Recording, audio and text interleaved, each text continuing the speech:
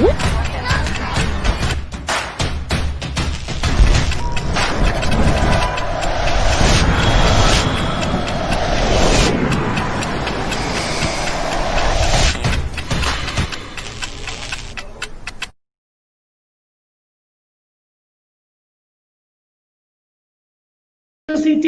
Today is Monday, September 14, and welcome to UCTV. As I said, I'm your host, Samantha Letroy. First of all, I know my voice sounds very different, but I'm here just doing whatever we love.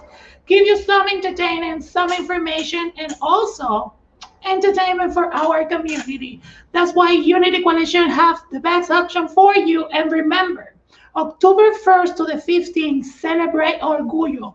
Go and check it out, the website, celebrateorgullo.com. It's the Miami Hispanic and Indigenous Pride Festival since 2011. Go and check it out, celebrateorgullo.com for more info. And helping the community, Unity Coalition have different programs, especially now that helping the service community. Michael Giving Fund is out there. Go and make your donation at unitycoalition.org. We are. And remember, this Wednesday, September 16, preparing for a healthy life. Morgan Mayfair, Executive Director from Trans Social and co-founder of Trans Pride.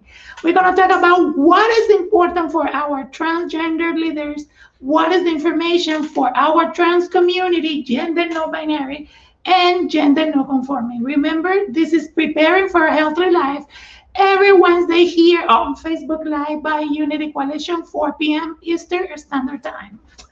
So as I said, today, we're gonna have an amazing show.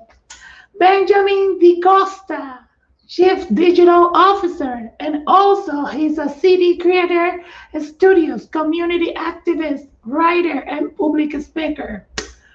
So, ladies and gentlemen, let's say welcome to our Benji. Hi.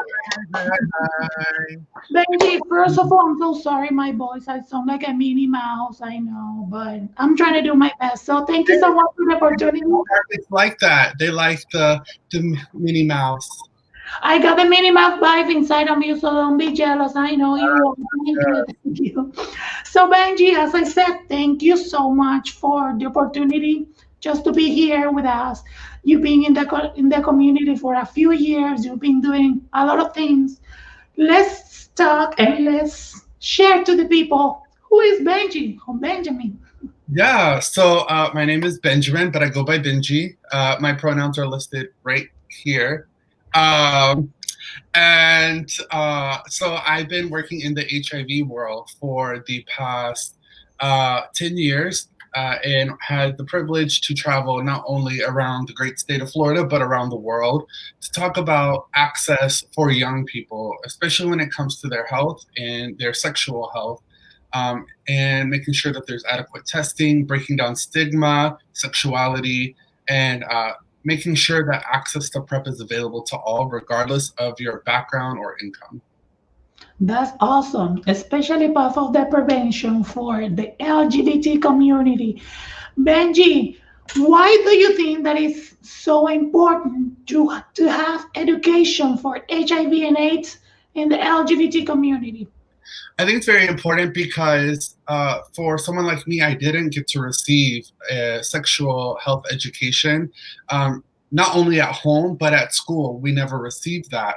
I lived in a very conservative community in Alabama. And what happened is going into adulthood, when I started to become sexually active, I had no clue what I was doing to protect myself, but also just the basics. And so Google is not the best way to learn sexual health because you see some pretty crazy stuff on the internet. But for me, the reason why I'm so passionate about other young people getting a chance to become educated is because it gives them a chance to protect themselves and find what's right for them in their prevention toolbox, whether it's condoms, whether it's PrEP, whether it's treatment as prevention. Any of those methods, it's making sure that you find what's right for you and know all of the information out there for you. That's awesome. That's good. Benji, so talking about the prevention in the youth community, I have the opportunity to work the last year for another organization for HIV and prevention. And we was talking about the community for the youth in the schools when they have, they get the older, like 17, 18, but they're having sex, but they're not having sex with protections. And also, those youth, they don't discuss sexual information with their parents because they feel afraid, they want to be kicked out of the house, or maybe there's some disparity that also happen with the religions, our belief, what our parents believe. So, with that being said, what do you think that is the main problem for the youth community, especially in the schools, that they're having sex unprotected? What is the main problem there? Is there a family, or just because they don't want to talk about it, especially at this time, at that time of the age? Yeah, so being able to talk with many youth around the nation, the number one issue and barrier is the price of condoms. And a lot of schools will refuse to have condoms on property for their version of preventative health. Uh, a lot of school systems across the country, particularly also in Florida, believe in an abstinence-only model. So it's either no sex at all or nothing. So they're not teaching people how to use condoms properly. They're not providing condoms. They're not providing dental dams. They're not providing insertive condoms.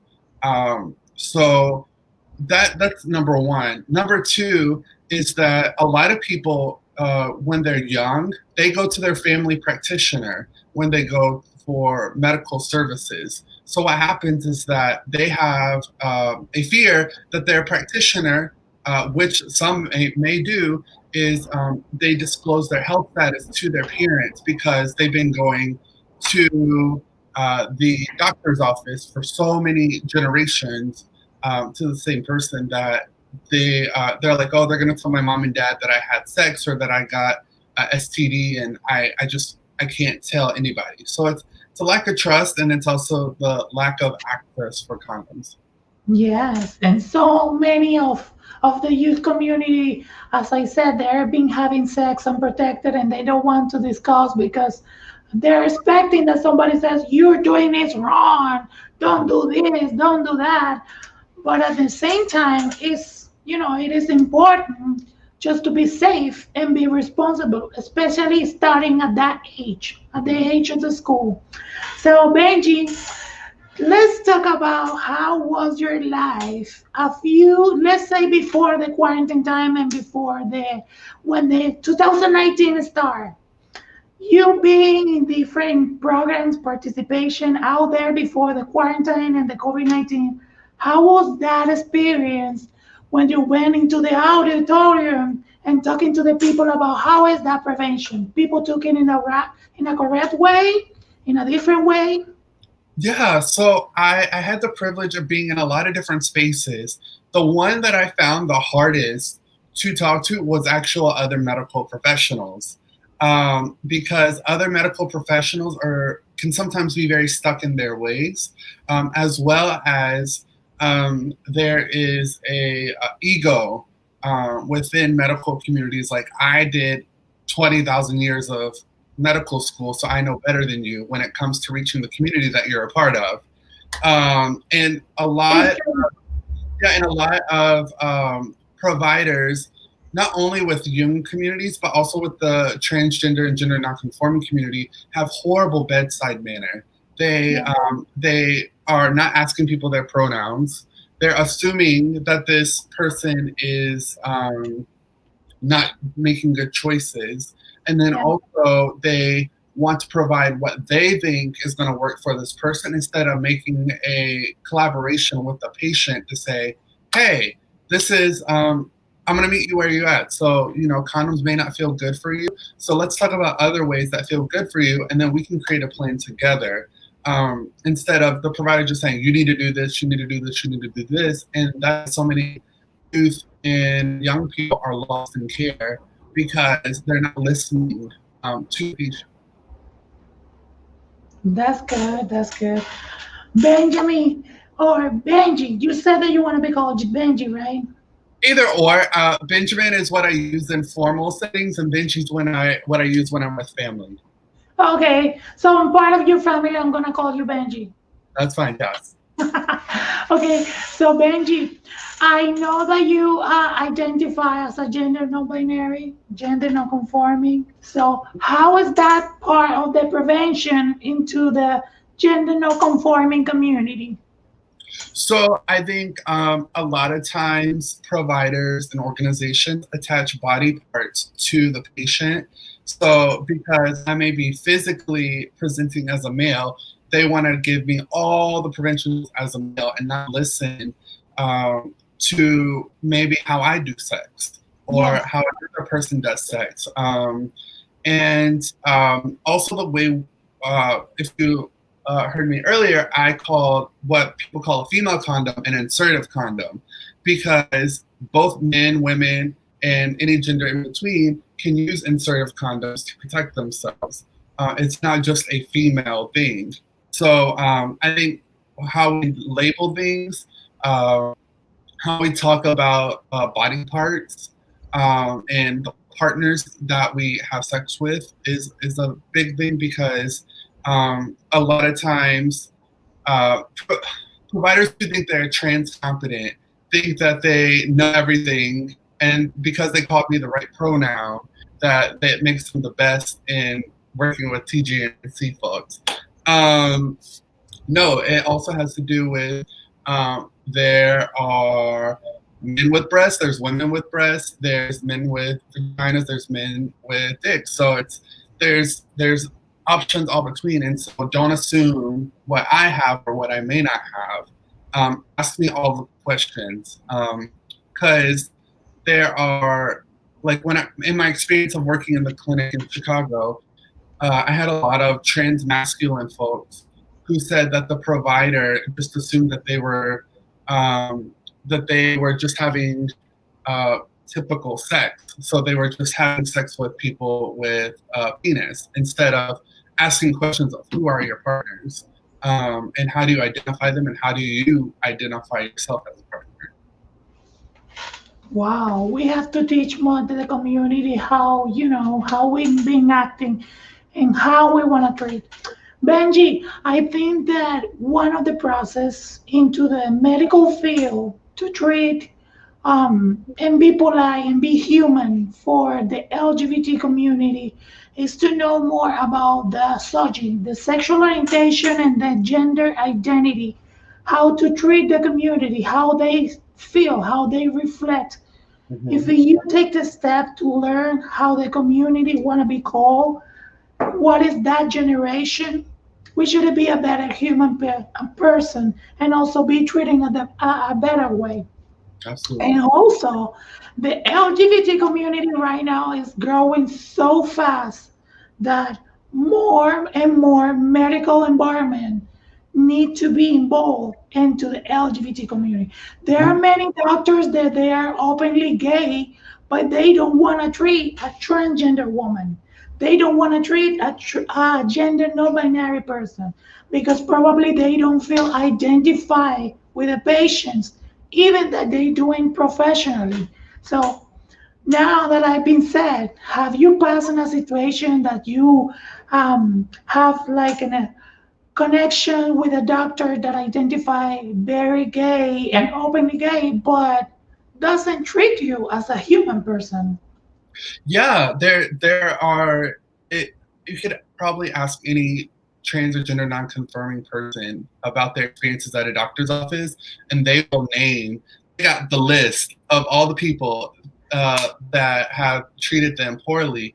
And the thing too is that sometimes the doctors are really amazing, but the front desk people, when you first walk into that door and you have to fill out the paperwork and do all the things, they'll either call you by your dead name, they'll call you by the wrong pronoun, they say your name doesn't match up with your insurance, like all these things that are very violent and transphobic. And I have talked to doctors' offices about that, and they're like, "Oh, it's a work in progress." It's like, no, it's the very basic human treatment. Like, would you call any of your other patients out of their name because they're the same as everybody else? So there's that. But also the thing too is that a lot of doctors say they treat trans folks, but they don't understand trans folks. So they just think writing a hormone prescription is that's it. Like you got your progesterone or you got your estradiol and all of that. And then boom, that's it. Like that's trans health for you. And it's like, no, but how do these affect the body? How are you having the conversations with people about how hormone replacement therapy affects like weight or mood or all these different things, and really explaining that, but also being able to walk people through that, and then also understanding how trans health goes along with other health comorbidities, because trans people are not just looking to transition, they want to live and live healthy. So there's all these other things outside of just transitioning that you need to understand alongside that. You have to understand side by side. It's not because you're a professional, it's not because you're a doctor. Honey, you have to be in side by side to be a better person, a better human. So, Benji, we talk about prevention, we talk about everything activists that you've been doing, we talk about the public speaker that you've been in that community. So, now let's talk about your position as a writer. So, tell me one of the things that you've been writing, and what do you have a book that we can follow? I don't have a book. I've been asked a couple of times to write a book about my journey being I'm gonna be your fan number one. So right yeah. on, write a book. I will be the number one. I've gotten asked by a couple of publications to write about my journey as a queer pastor's kid in the Deep South reuniting with his gay mom. So I've been asked to write about that, but I typically write about topics that I'm very passionate about, that like I said everything I can say, I've advocated, but I still have this burning desire in my heart. And so like I put everything that's going through my brain into words. Though I took a little break just for some reflection and self-care for a little bit, but my last piece that I wrote was about the Me Too movement in the LGBTQ community. How even though we may like the same gender or may not fit in the heterosexual box, we still have to be mindful about our interactions when it comes to sexual harassment, when it comes to protecting women, when it comes to calling out workplace harassment, because I've worked in bars and clubs where I've been harassed by my bosses and my peers and couldn't say anything about it because I was afraid of the repercussions of shaking up things in a place of power. And also talking about how in movement spaces we can be better and support allies within the LGBTQ community when they come forth about sexual assault. Yeah, I know that most of the LGBT and trans community we passing by most of this party that happen in a professional environment. Um, Personally, to share, I've been very good and very blessed um, to have different opportunity to work in a professional environment. But at the same time, it's a challenge. It's a challenge to be there. It's a challenge to be recognized. It's a challenge just to remove what others have different thought about your reaction, your attitude, how you're gonna be professionally.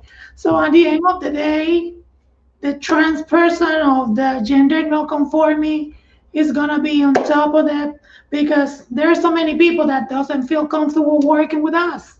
But even though we are professional and we are very like smart and we want to grow, for me personally, I was like very in a situation that someone was on top of me because not because the situation that I was a transgender woman, it's just because you have that attitude to be outgoing, to be a better person. So some people they don't agree with that. And And I think a lot of times uh, there are transgender non-conforming people in corporate spaces who are being harassed every single day. And what happens is that a lot of people within our community stay silent because they're so blessed to have a really great job, or they don't want to lose what they have because of the lack of access for economic opportunities for TGNC folks. Um, and when it comes to that, um, that's so important. If somebody discloses something to you, whether it's like a brother or sister in the workplace that says, "Hey, this boss is sending me inappropriate pictures, and I said no to them," or "Hey, this person tried to come on to me when I was under the influence."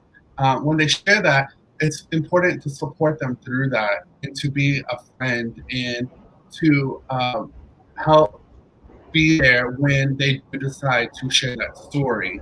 Because as we know, victims are often told that like they shouldn't have came forward, or that they're the wrong one. They should have prevented it. And instead of saying, you know what, I hear you and I believe you, and we're going to get to the bottom of this. That doesn't mean that the other person is automatically guilty. It's just saying that I believe your story and I want to learn more to unpack this. that's great. We need more people like ally, but we don't need ally that doesn't know our rights just because Mhm. they say, "Oh, I'm a gay friendly," but no, honey, you're not gay friendly. You're. It's just like that word doesn't exist. So, ladies and gentlemen, as I said, this is the amazing day of the amazing. Benji, look at here, honey, more that we need to know. And he will be with us at the Celebrate Orgullo. Remember, it's October 1st to the 15th. And check it out. CelebrateOrgullo.com is the Miami Hispanic and Indigenous Pride Festival since 2011. Go and check it out, CelebrateOrgullo.com for more info.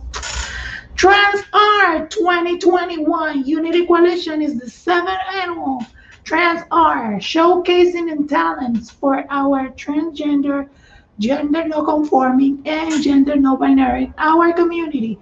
January 22 to the 22nd, 2021, South Florida. Go and check it out. UnityCoalition.org for more info.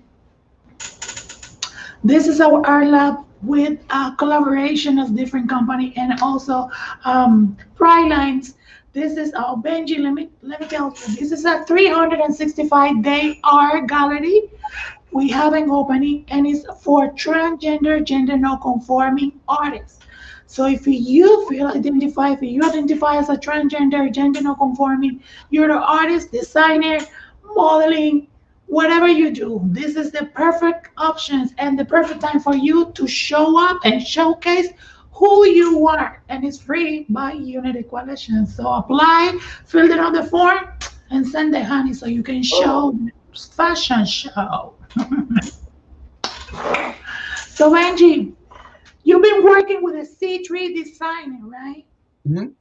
How's that? Tell me how's the C3, I'm sorry, C3 design. So, C3 Creative Studios is something that I've been very passionate about. Back when I was working in the community, I was doing a lot of graphic design and media and marketing, and helping other companies and organizations create their vision and their brand to reach their population. So, back last year, I decided, hey, I don't want to work for anybody else. I want to do this because I believe in creating a space for queer designers and queer creatives to be able to market and meet with corporations, so that when we talk about diversity and inclusion, it includes the creative component. TJNC folks, Black and Brown folks, all these individuals being at the table when corporations or when organizations want to create marketing campaigns, or they want to create a brand that reaches out to specific communities, that they have people from the community that are at the table instead of using these huge marketing agencies that don't reflect us, who are trying to speak for us.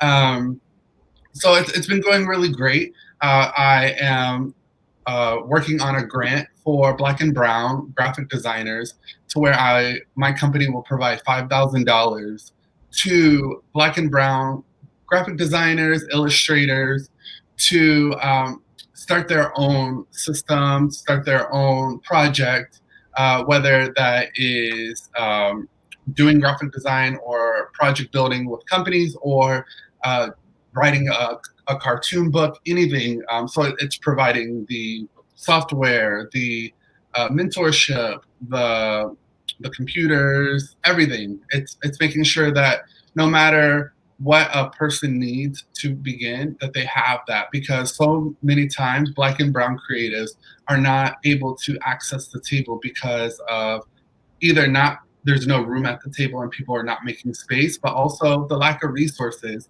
to have the proper equipment and systems to do their vision. So there's that, and then also the last thing that I'm working on is working on a project called Liberated Ho. Liberated Ho is another passion project of mine, which is creating sex and body positive clothing for all communities, and it's really breaking down the stigma around sex work. So a lot of times people assume things about sex workers, or what they look like, or how they should act, or where they work. And I really want to break down that conversation and have people um, who were like me. When I did sex work, I worked a 9 to 5, and when people found out, they were like, "Oh, I had no idea." And I want to be able to have those conversations, but also have things that people can wear that affirms their identity, regardless of their body, regardless of their expression of gender, so that they know that they're supported, but also that they can have things that that they can start that conversation. Benji, now that you said that it wasn't a disparity about the time that you've been working because you was working from 9 to 5, it's just because community realized that that schedule is related to a sex workers. Is that what it says? Oh no! So um, during the time I was doing sex work, I was working a 9 to 5 at a community organization, and so Okay. people were like, "Oh, how can a professional who advocates for all these things do sex work at the same time?" And it's like, if you work in nonprofit, you don't get paid enough to make the bills, so you got to find the money somewhere else. And I think also there's a stigma around what a sex worker should look like. So people assume that uh, whether it's in media that shows like the hooker that's on the corner or anything like that, and it's like, no, like there are people in various different forms of sex work. Whether you're dancing at the club, that's sex work. If you're doing OnlyFans or cam models or anything, like there's so many things under the umbrella of sex work. And I think once people understood like how encompassing and reaching sex work is, it's not just about sexual acts together. It's also about like, hey, you're looking at me and desiring me for whatever reason, but it doesn't mean that I have to be with you. And then also the other thing too is talking about consent when it comes to sex work, because a lot of times for people who are in sex work, people don't respect our no. They expect us to say yes for every single thing, every single time. And when we say no, that's when you see acts of violence. That's when you see people outing us. That's when you see all these different things. And I think when we start having a deeper conversation around consent in sex work, is when we'll start to see a little bit more equity um, in the field. It's very hard for the service community, like sex workers, when it's related to LGBT community. Um, Personally, people thought that we all transgender, we have to be we have to be that. They put you in a category, but as soon as that you have that introduction into the community, they're like, "Oh, I'm sorry, I thought that you was this, you was that." I'm like, mm-mm, mm-mm. Mhm. Yeah. So Benji, thank you so much for educate our community. Thank you. You know, we all not done. We are not done. I'm just putting out there for everything that you've been doing for the community. Education, prevention, HIV that has to be, sexual education, gender identity, and education for more that has to be for youth community. And you know, the LGBT, most of the, what about the students that they are in the closet? So how we can do more prevention for LGBT that they are not out of closet? I think providing safe spaces is the very foundational thing that we can do. When we talk about comprehensive sex ed, that's one way, but also when we talk about bullying and harassment in schools, because growing up, I was bullied. And when I came forward about it, nobody did anything. They're like, oh, well, sorry about your luck. Um, and that's that. And then also talking about religion and our sexuality, because you can be a Christian and you can be gay. You can be a Christian and you can be trans. You can, you can be Muslim and gay. So it's like, I think when we break down the stigma of being a religious person and sexual at the same time, that also provides a safe space, because a lot of people growing up, I know people who are still in the closet, married and have kids, who have expressed to me that they are gay or they are bi or they are somewhere on the spectrum of trans, and they stay in their in a traditional heterosexual marriage because they don't want to hurt the family's image, or they don't want to offend God as they know it. So um, providing safe spaces outside of churches, outside of schools, but also within churches and schools. And then the other thing too is authentic mentorship, because what happens a lot of times is that young people are exploited by older individuals when they do disclaim that they are within the spectrum of LGBTQ. And so providing a safe space that's authentic mentorship that says, hey, I want to show you the way of like preventing mistakes that I've made along the way, and also uh, making sure that you are supported along the way without feeling like I'm trying to interact with you in a sexual manner. In regards to the T in LGBT for transgender youth, um, the thing that I am very passionate about is overturning the laws in many states across the nation that require parental signature for hormone replacement therapy. In Chicago and Illinois, it requires both your parents' consent on the form to begin the behavioral health services to start your transition. And oftentimes, there may be one parent that supports, but the other parent may not, and it could be like a custody thing, a divorce thing, or belief system thing that that parent doesn't want to support. And because they didn't get that second signature, that child will have to wait until they're 18 to transition, which causes a lot of harm. But also, studies have shown the earlier transition, the more effective your hormone replacement therapy is.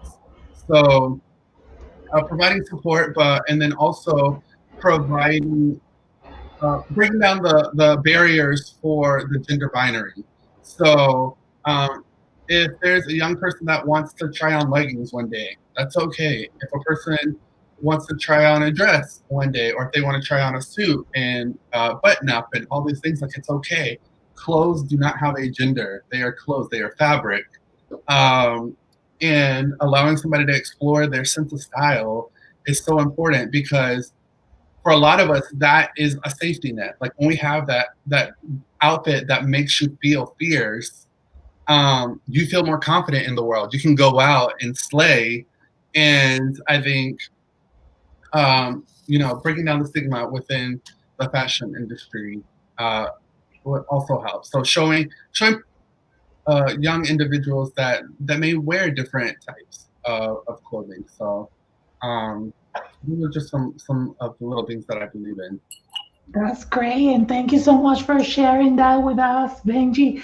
Benji, also part of the LGBT community is the education that comes from the heterosexual community because they've been around us for a long time. So I want to share something with you, and then let me know what your thought about this topic.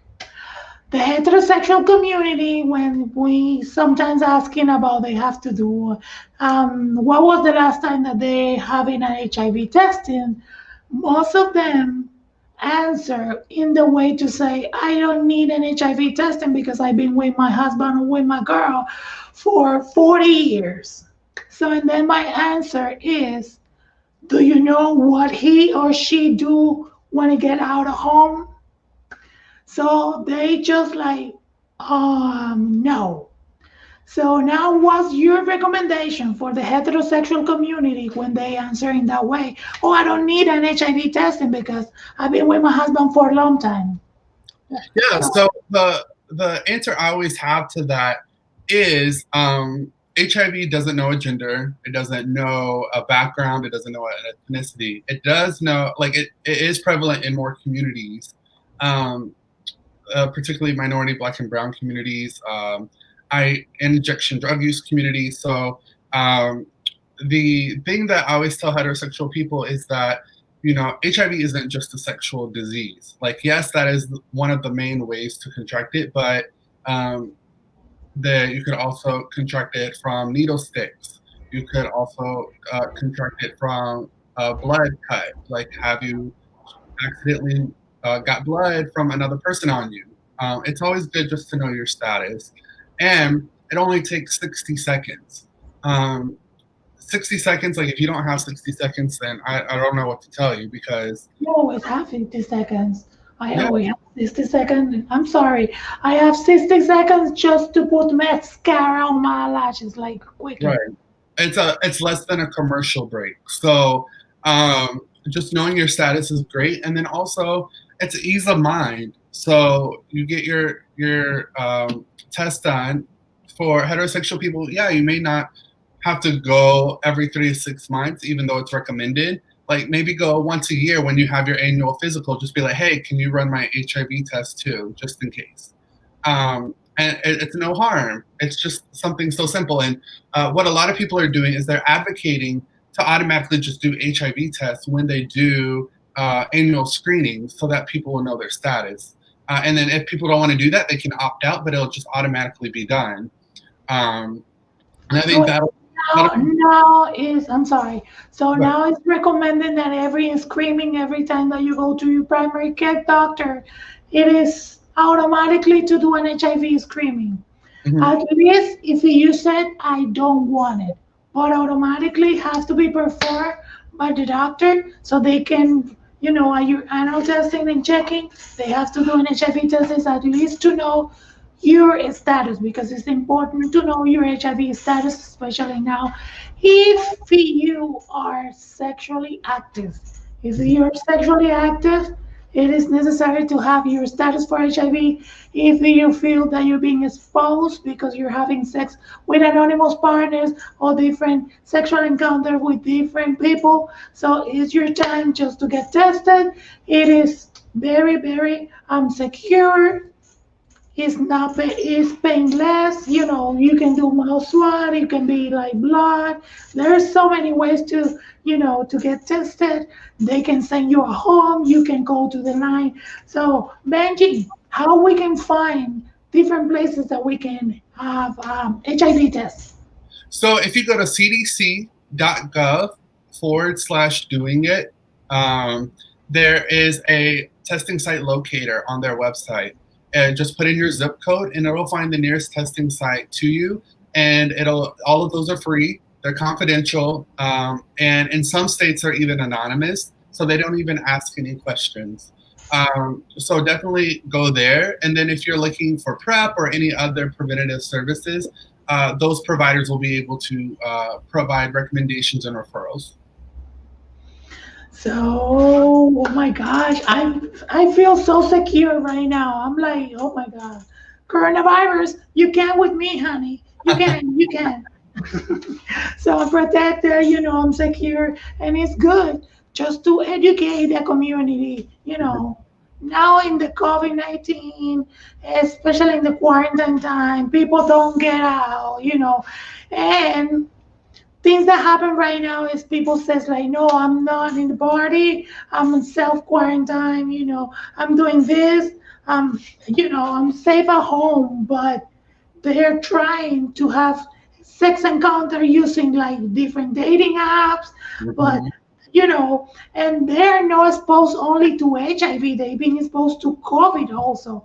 So it's that double protection that you have to make sure now that don't get HIV, but get COVID, and be, infected, and that's very hard. So, Yeah, Benji, and the guideline that I've heard from local community organizations in regards to harm reduction when it comes to COVID and sexual encounters is just wear your mask. You know, mask your mask, like it, as much as possible during your sexual encounter. If you have to, or if you decide to have sexual encounters during the pandemic, please wear your mask, please wash your hands, and please get tested. Um, there are free testing sites all throughout, particularly in South Florida. Most parks have free testing, and most doctors' offices are offering testing as well. Um, so please, please, please get tested. We want to end the curve and make sure that we get back to normal because I miss seeing everybody. absolutely. I hope that everything go back to the normal and we can all hug together and have fun, enjoy, but at the same time be protected because the mask is gonna be for now to go on for the rest of your life, part of your outfit. So we have to wear the mask for a long time just to go on. Benji, recommendations for my transgender community. I want to extend the invitation to you to my program, Preparing for a Healthy Life. As I said, it's especially for the trans community and gender non conforming and more, especially, just to be safe, COVID, HRT prevention, HIV, and also STIs. What is the cream that I can use? What's the doctor that I should go? Where I can get this treatment, or if this doctor is good. So everything that has to be for the trans community is right here for preparing for a healthy life. And I hope to see you in one of my programs. Yeah. And please go and check it out, Celebrate Orgullo, because we have the festival October 1st to the 15th, and I want you to be part of our program. So select the day, go and check it out, celebrateorgullo.com, so you can get more and more information. Last recommendation for my community. Do you have any recommendation that we can do, especially this time? And please remember, tell me again a little bit about the grant that you're doing for the Black and Brown community. The designers, please. Yeah, so the recommendation that, and kind of final thoughts is that we have to protect Black trans women. We have to continue saying their name. We have to continue providing safe spaces and resources to the Black trans community, not only in Florida, but across the nation, because the murders of Black and Brown trans women and trans men is an epidemic in itself. And the gay community has to speak up. They have to be vocal because trans folks are every bit an ally to the lesbian and gay community, but it's time for us to be an ally and to speak up and to challenge the system to provide space for trans folks. Second thing is to community organizations and LGBT businesses hire trans women because a lot of times, like I can walk down Wilton Drive right now and not see one trans person in any bar or club that isn't a performer, somebody that's actually getting a paycheck, somebody that's getting benefits, somebody that, and then also the organizations who's not getting the gift card or the stipend for coming in and helping out. Like give trans folks jobs, positions of power, bring them to the table because trans folks are beautiful, they're creative, and they are so awesome, and they have such an amazing skill set that that is so valuable to our community, and it's time to provide those spaces and stop hiring cis folks that could be filled for trans folks. Like, I'm tired of seeing community organizations have trans programs ran by cisgender folks. That like works my nerve to the core. I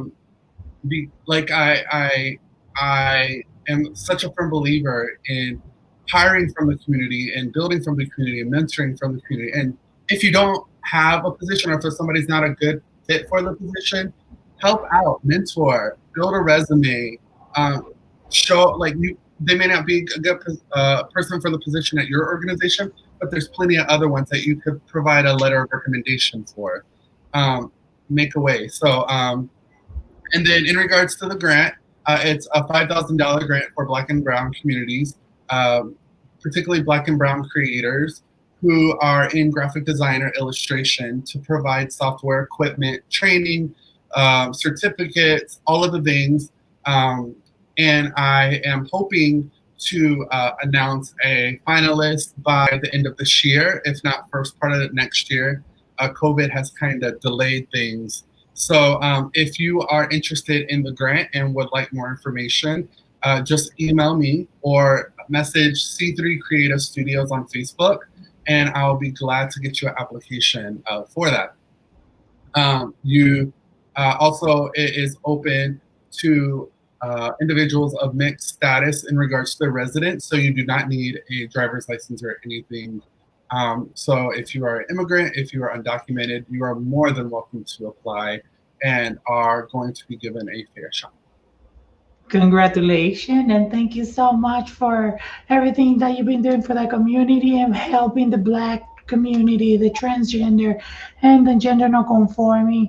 We're all inclusive, and this is part of the program by Unity Coalition, Unity and Diversity. We want to be inclusive, we want to be all together, and we are all under the same umbrella. So Benji, thank you so much. It's been my honor to have you here, to have some educations, to have our followers and our viewers. I want to say thank you all for watching us. I'm sorry for my voice. Today I have the Minnie Mouse vibe on me. Well, by the way, I went to Orlando the last week, so I have the Minnie vibe on me. So rain on me, rain on me. So don't forget to visit our website, unitycoalition.org, and celebrate Orgullo October 1st to the 15th. We are breaking the barriers this year with celebration music performers all over the world, Canada, Colombia, Brazil. So we have performers, different countries. So go ahead and check it out, celebrateorgullo.com. And remember, the next Preparing for a Healthy Life is going to be Wednesday, September 16th with the amazing daddy, Morgan Mayfair. His executive director, yes, it's him. Yes, for Trans Social. And don't lose this opportunity to know more about the transgender community, gender non-conforming, and more. Benji. Un beso. Thank you, mommy. Oh, you speak Spanish? Un poquito. Okay, so say bye to my people. Ciao. Okay, you also, thank you so much for watching us, and don't forget to subscribe into the YouTube channel. We are here every Monday, Wednesday, and Friday, 4 p.m. This is UCTV, and remember, October 1st to the 15th, Celebrate Orgullo. Check it out, celebrateorgullo.com for more info. Thank you, Gilead. Thank you, Unity Coalition. Thank you, all the sponsors, for making this possible. I'm your host, Samantha Letois, and I hope to see you next time.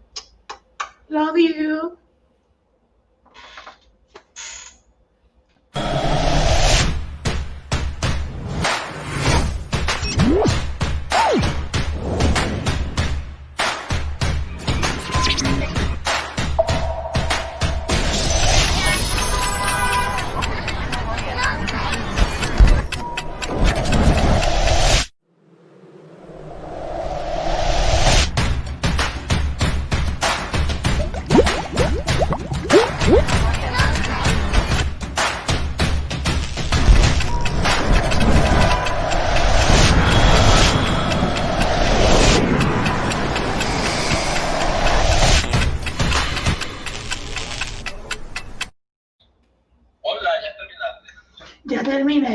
ese programa, como lo dice